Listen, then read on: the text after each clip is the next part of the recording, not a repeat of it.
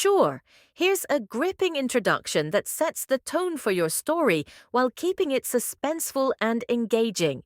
Noong bata pa ako, madalas akong nakakarinig ng kwento tungkol sa mga aswang. Sabi ng matatanda, sila raw ay mga nilalang na may kakayahang magpalit ng anyo, minsan tao, minsan isang mabangis na halimaw. Pero hindi ko akalain na darating ang araw na isa sa pinakamalapit sa akin ang magiging biktima ng ganitong nilalang. Si Kuya Joel ang pinakamahigpit kong kasama. Kahit 6 na taon ang tanda niya sa akin, hindi niya ako tinatrato na parang bata. Lagi niya akong ipinagtatanggol, lalo na kapag may nang-aapi sa akin sa eskwela. Siya rin ang madalas kong kakampi sa kahit anong laban, kaya nang malaman kong may isang babae na palaging lumalapit sa kanya, agad akong nagkaroon ng masamang kutob. Ang babae ay si Aling Mirasol, isang bagong lipat sa aming baryo. Napakaganda niya, matangkad, makinis ang kutis, at may malalalim na matang parang may itinatagong lihim. Sa tuwing dadaan siya sa tapat ng bahay namin, hindi maiwasang mapatingin sa kanya ang mga kalalakihan, kasama na si Kuya Joel. Pero sa kabila ng ganda niya, may kung anong hindi tama sa kanyang kilos. Parang masyado siyang interesado kay Kuya at may mga gabi na nahuhuli ko siyang nakatingin sa amin mula sa malayo, kahit hindi naman siya dapat naroon. Noong una, inakala kong nagkataon lang ang lahat. Pero nang magsimula ng magbago si Kuya, hindi ko na kayang ipagwalang bahala. Hindi na siya umuuwi ng maaga, palagi siyang pagod at tulala at may mga gabi na bumabangon siya para lumabas ng bahay nang hindi nagpapaalam. Minsan, naririnig kong may bumubulong sa labas ng bintana, mahina, pero malinaw. Parang tinatawag ang pangalan niya ay isang gabi naglakas loob akong sundan siya. Malamig ang hangin at tahimik ang buong baryo. Nagtago ako sa likod ng mga puno habang sinusundan ng anino niya. Dinala siya ng kanyang mga paa sa isang lumang bahay sa gilid ng kagubatan, kung saan nakita kong may isang babae na naghihintay. Si Aling Mirasol. Pero hindi na siya mukhang tao. Ang mahabang buhok niya ay humaba palalo, ang kanyang mga kuko ay tila matutulis na pangil, at ang kanyang mata isang nakakakilabot na kulay pula. Napaatras ako, pinipigilan ang sariling huminga ng malakas. Kitang-kita ko kung paano niya hinawakan si Kuya sa mukha at bumulong nang hindi ko maintindihang salita. Hindi man ako sigurado kung ano ang nangyayari, alam kong delikado ito. Doon ko na naisip, paano ko maililigtas si Kuya kung hindi ko alam kung ano ang kalaban namin at paano kung huli na ang lahat? This introduction builds suspense, sets up the central mystery, and leaves the audience wanting more. Let me know if you want any tweaks. Pinagpawisan ako ng malamig habang nakatago sa likod ng punong sinilungan ko. Pigil ang hininga ko, hindi makapaniwala sa nakikita ko. Si Kuya Joel, na parang wala sa sarili, nakatayo lang sa harapan ni Aling Mirasol. Ang kamay ng babae ay nakapatong sa pisngi niya. At sa ilalim ng liwanag ng buwan, kitang-kita ko ang kakaibang ningning sa mga mata ni Kuya. Parang nawawala na siya sa katinuan. Gusto kong sumigaw, gusto kong tumakbo palapit at hilahin siya papalayo. Pero natatakot akong makita ako ng nilalang na nasa harapan ko. Napaisip ako, paano kung totoo ang mga sabi-sabi tungkol sa aswang? Paano kung si Aling Mirasol nga ang uri ng nilalang na sinasabi ng matatanda? At paano kung hindi na makawala si Kuya sa bitag niya? Napansin kong may sinasabi si Aling Mirasol, pero hindi ko maintindihan ang mga salita. Mahinahon ang kanyang tinig, halos parang awit na nakakaakit, pero ang epekto nito kay Kuya ay lalong nakakakilabot. Kita kong unti-unti siyang napapapikit, parang hinihila siya sa malalim na pagkakahipnotismo. Naalala ko ang mga kwento ng mga matatanda noon. May ilang uri ng aswang na hindi lang basta pumapatay. May ilan na nang-aakit ng mga tao, lalo na ng mga kalalakihan. Kinukuha nila ang tiwala ng kanilang biktima hanggang sa tuluyan itong mapailalim sa kanilang kapangyarihan. At kapag huli na ang lahat, sa kanila isinasakatuparan ang mas madilim nilang balak. Muli kong binalik ang tingin kay Aling Mirasol. Noon ko napansin na hindi na siya nakatingin kay kuya. Dahan-dahan niyang inangat ang ulo niya at lumingon sa direksyon namin. Napaatras ako habang si Lola Sion ay mabilis na kumuha ng isang maliit na bote mula sa bulsa ng kanyang lumang saya. Kapag lumapit siya, ibato mo ito, utos niya. Pakiramdam ko ay nanigas ang buong katawan ko. Si Aling Mirasol ngayon ay unti-unting humahakbang palapit sa amin. Ang ngiti niya, kakaiba, hindi na siya mukhang tao. Mas lalo kong nakita ang mahahaba niyang kuko, ang mga mata niyang tila nagbabaga sa dilim.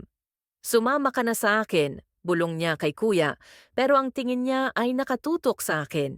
Hindi ko alam kung anong mas nakakatakot, ang mga mata niya o ang katotohanang alam niyang naroroon ako.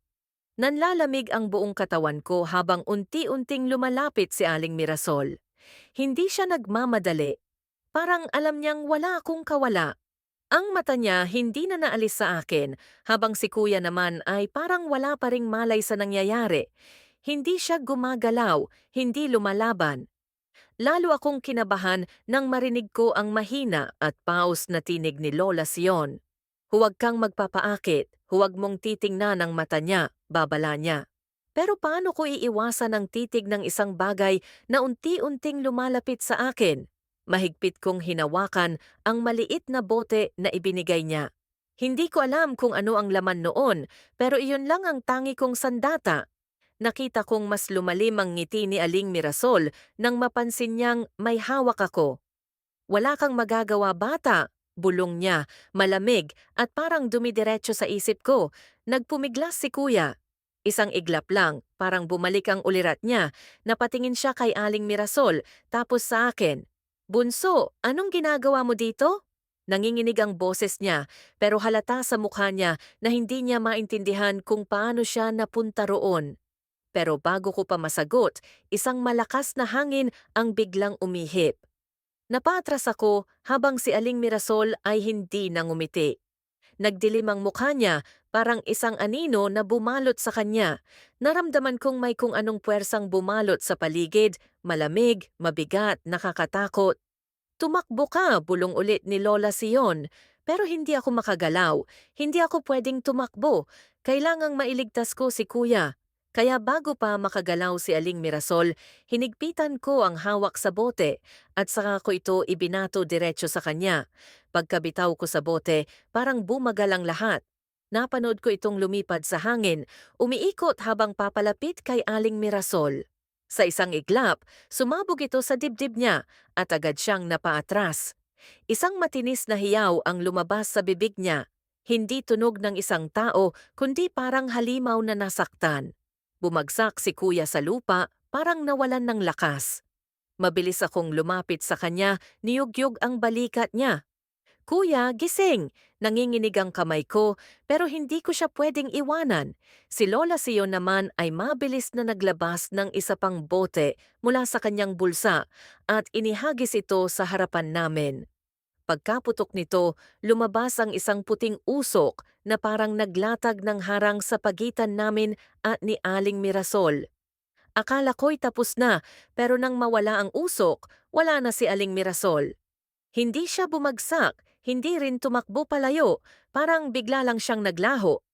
Nilingon ko si Lola Sion, pero kita ko rin sa kanyang mukha ang pagkagulat. Hindi pa tapos to, bulong niya, habang tinutulungan akong buhatin si kuya. Napatingin ako sa paligid, kinakabahan. Tahimik ang buong gubat, pero pakiramdam ko ay hindi kami nag-iisa. Binaling ko ang tingin kay kuya, unti-unti siyang nagkamalay, pero baka sa mukha niya ang takot. Bunso, hindi lang siya mag-isa, mahinang sabi niya. Napasinghap ako. Bago pa ako makasagot, biglang nagdilim ang paligid. Ang buwan, na kanina'y maliwanag, biglang natakpan ng makakapal na ulap. Mula sa malayo, may narinig kaming mabibigat na yapak. Hindi isa, hindi dalawa, kundi marami. Si Lola Sion ang unang kumilos. Tumayo kayo, kailangan nating makaalis dito, utos niya. Pero bago kami makatakbo, mula sa likuran ng mga puno, lumitaw ang ilang anino, matataas, payat, at may mahahabang braso. Hindi lang si Aling Mirasol ang may pakana ng lahat ng ito. Hindi lang siya ang aswang sa baryo. Napaatras ako, mahigpit na hinawakan ang braso ni Kuya. Hindi ko alam kung paano kami makakatakas, pero isang bagay lang ang sigurado ko. Hindi pa tapos ang laban namin. Nanginginig ang buong katawan ko habang unti-unting lumalapit ang mga anino mula sa likod ng mga puno. Hindi lang isa, hindi lang dalawa, marami sila. Ang bawat hakbang nila ay mabigat at kahit hindi ko paganap na nakikita ang kanilang mga mukha, ramdam ko ang matinding pangamba sa dibdib ko. Si Kuya ay pilit nang bumabangon pero mahina pa rin siya.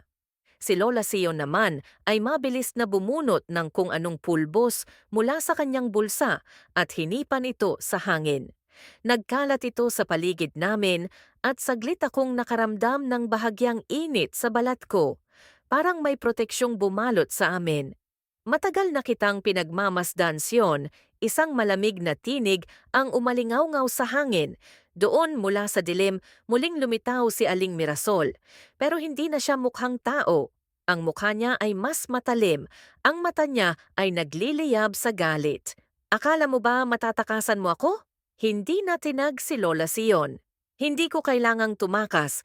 Alam kong darating ang araw na babalik ka, sagot niya, habang mahigpit na hinawakan ng isang mutyang nakasabit sa kanyang leeg. Pero hindi mo na magagawa ang ginawa mo noon. Napakunot ang noo ko. Noon? Anong ibig sabihin ni Lola Sion? Napatingin ako kay Kuya pero halata sa kanya na wala rin siyang alam.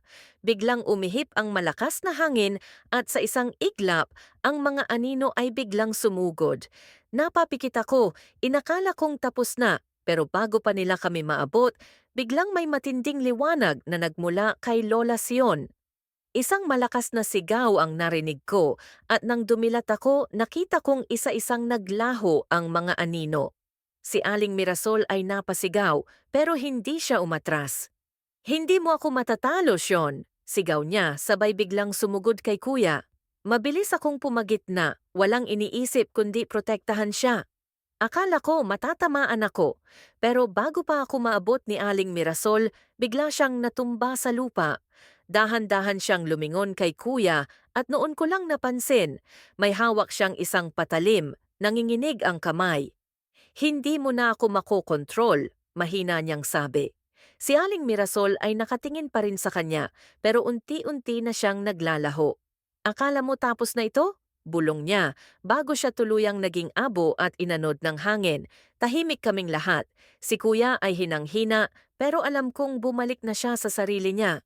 Akala ko tapos na ang lahat, pero nang tulungan ko siyang tumayo, bigla siyang bumulong, halos hindi ko marinig. "Bunso, hindi lang siya ang may pakana nito." Nanginginig pa rin si Kuya habang tinutulungan ko siyang makatayo. Kita ko sa mga mata niya ang takot at pagkalito. Akala ko tapos na ang lahat, pero ang sinabi niya ay nagpaiwas sa akin ng tingin kay Lola Sion. "Anong ibig mong sabihin, Kuya?" Mahina kong tanong. Huminga siya ng malalim, parang iniipon ng lakas na nawala sa kanya. "Narinig ko sila, Bunso. Bago pa ako tuluyang mawalan ng ulirat," bulong niya. Hindi lang si Aling Mirasol ang may kagagawan nito. May iba pang nagbabantay, may iba pang nagmamasid. Napatingin ako kay Lola Sion, pero tahimik lang siyang nakatingin sa malayo, tila may iniisip na malalim. "Marami silang nagkukubli sa dilim," sabi niya sa mababang tinig. "At ang baryong ito, matagal nang pinagmamasdan. Nakaramdam ako ng kilabot. Akala ko tapos na ang lahat, pero parang mas lumalim pa ang misteryo." Tumingin ako sa paligid, sa madilim na kakahuyan kung saan naglaho ang mga anino. Tahimik ang buong paligid, pero hindi ito ang klase ng katahimikan na nakakapanatag. Para bang may mga matang nanonood pa rin. "Ngayon na wala na si Aling Mirasol, mas magiging tahimik ang baryo," sabi ni Lola Sion, pero halata sa tono niya na hindi siya kampante. Pero hindi ibig sabihin na wala ng panganib. Pinilit kong iwaksi ang takot at huminga ng malalim. Ang mahalaga ngayon ay ligtas si Kuya. Kailangan nating umalis dito, sabi ko. Tinulungan ko siyang maglakad habang si Lola Sion ay dahan-dahang sumunod sa amin. Ang kanyang mutya ay mahigpit niyang hawak. Pagdating namin sa gilid ng kakahuyan, nakita ko ang unang liwanag ng araw na sumisikat mula sa silangan. Sa wakas, nakalabas din kami mula sa kadiliman. Pero habang lumalakad kami pa uwi, hindi ko maiwasang lingunin ang kagubatan. Sa ilalim ng mga anino ng puno, saglit akong nakakita ng isang pares ng pulang mata na kumikislap sa dilim. Nang kumurap ako, nawala na ito. Hindi ko alam kung totoo ang nakita ko o bunga lang ng takot. Pero isang bagay ang sigurado ko, hindi ito ang katapusan. Sa baryong ito, sa mundong ito, may mga nilalang na hindi natin lubos na nauunawaan. At minsan, ang mga kwentong akala natin ay katang-isip lang ay maaring totoo.